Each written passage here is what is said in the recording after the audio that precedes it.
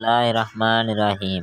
दोस्तों की हाल चाल ने तुहाडे ठीक हो जी तुसी? उम्मीद है तुसी ठीक ही हो।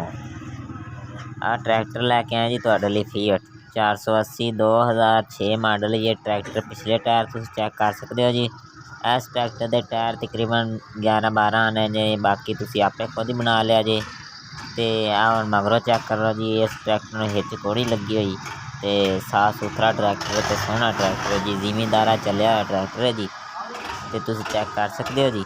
ते रंग माड़ा माड़ा किते किते फटिया हुआ जी इस ट्रैक्टर का, ते किसी पासों लीकिंग नहीं हैगी जी इस ट्रैक्टर में, तुसी चेक कर सकते हो।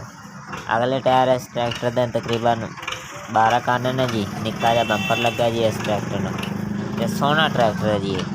जिमीदारे वास्ते बड़ा ही चंगा ट्रैक्टर है जी। तुसी एक दफ़ा लैके जाओगे तो याद रखोगे जी। माशाल्लाह बड़ा ही प्यारा ट्रैक्टर है जी। किसी पासे उन्होंने लीकिंग वगैरह नहीं हैगी। सेल्फ स्टार्ट ट्रैक्टर है, तुसी चेक कर सकते हो। आखिर ते तुहानूं स्टार्ट करके भी चेक करावांगे। उन्हां दोस्तां अगे गुजारिश है जिन्हें साडा चैनल सबसक्राइब नहीं किया, साडे चैनल नूं लाजमी सबसक्राइब करो ते दोस्तां अगे भी शेयर करो। ते जिन्हें साडा चैनल सबसक्राइब किया है, असीं उन्हां दे दिल दी गहराइयां तो शुक्रिया अदा करने हैं। ते दोस्तों हुण अगले पासे आ जाओ, तुहानूं अगले पासे चेक कराने हैं जी। ट्रैक्टर साफ सुथरा जी। इस ट्रैक्टर का रंग तकरीबन 12 काने है जी, ते साफ सुथरा ट्रैक्टर है। पिछले पासों कोई आवाज़ वूज़ नहीं देता जी। चला के चेक करके ते फिर खरीदो जी। मालकां दा नंबर डिस्क्रिप्शन च दे देंगे जी, उत्थों रबता करके तुसी यह ट्रैक्टर खरीद सकते हो जी।